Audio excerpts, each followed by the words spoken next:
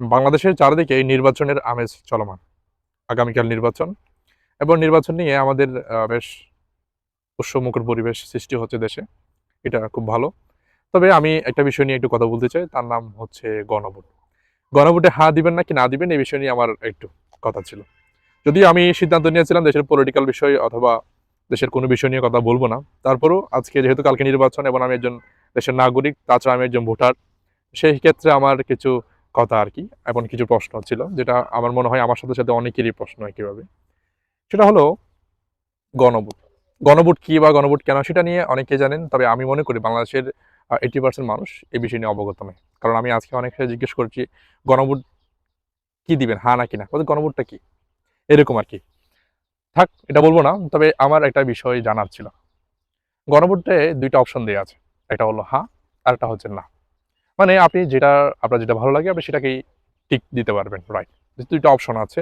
সেক্ষেত্রে আপনি ২ টাকেই ২ টার মধ্যে একটাকে যেটা আপনার ভালো মনে হয় সেটাকে আপনি গ্রহণ করতে পারেন। যদি এমনই হয় তাহলে দেশের সরকার থেকে শুরু করে দেশের কয়েকটি শক্তিশালী বড় দল, রাজনৈতিক ব্যক্তিরা কেন গণভোটে হ্যাঁ দেওয়ার জন্য মানুষকে বাধ্য করছে? কেন জোর করছে? এখন আমি মনে করি অনেক ক্ষেত্রে যে শুধুমাত্র মাথায় বন্দুক রেখে গণভোটে হাঁ দেওয়াটা বাকি। আবার অনেকে বলছে তুমি যদি না দাও তারপরও হাঁকে জয়যুক্ত করা হবে। কারণ এটা সরকার সিদ্ধান্ত। দেশের স্কুল প্রতিষ্ঠান, সরকারি প্ল্যাটফর্ম, অফিস, আদালত সব জায়গায় হাঁ এর প্রচারণা চলছে। আমার প্রশ্ন হলো দেশের সরকার কেন হাঁকে জিতানোর জন্য এত উঠুপড়ে লেগেছে? মানুষের কি অধিকার নেই চিন্তা করার? সরকার যেহেতু ২ টা অপশন দিয়েছে তাহলে হাঁ এর কেন প্রচারণা করবে? হাঁ-এর সাথে না দিলে অসুবিধা কি? সব ব্যানারে, সব পোস্টারে দেখা আছে আপনি হাঁ-কে দেন। হাঁ-কে দিতেই হবে।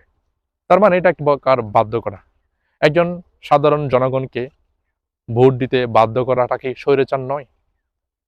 আমি কাকে ভোট দিব? হাঁ-কে দিব নাকি না-কে দিব? এটা আমার চয়েস। আমি ডিসাইড করব। তাহলে আমার ডিসাইডটাকে, আমার সিদ্ধান্তটাকে আপনি জোর করে কেন আপনার সিদ্ধান্তেই রূপান্তর করবেন? এটা আমার একটা বড় প্রশ্ন। আমি এই কথাগুলো বলছি আমি একজন ব্যক্তি হিসেবে ভোটার, একজন সাধারণ জনগণ হিসেবে।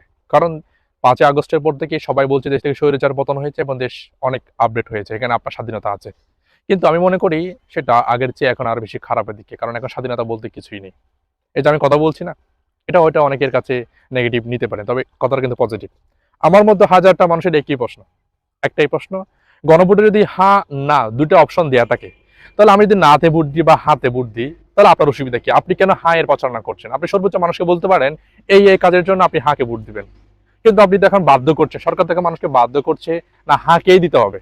এটা এক প্রকার বাধ্য। তাহলে বাধ্য করে কেন ভোট দিতে যাবো আমি? এটা কি বেআইনি নয়? এটা কি স্বৈরাচারী নয়? আপনাদের সবার কাছে আমার এই প্রশ্ন থাকলো। আমি মনে করি এই বিষয় নিয়ে যারা খুব ভালো অভিজ্ঞ আছেন, অভিজ্ঞরা আমার কমেন্টে জানাবেন। আর যারা অনভিজ্ঞ আছে শুধুমাত্র ফেসবুকে লেখালেখি বা মানুষের মন্তব্য শুনে আমাকে বলতে আসেন, প্লিজ আপনারা আর কোনো মন্তব্য করবেন না। কারণ আপনাদের জ্ঞান সম্পর্কে আমার মোটামুটি ধারণা আছে।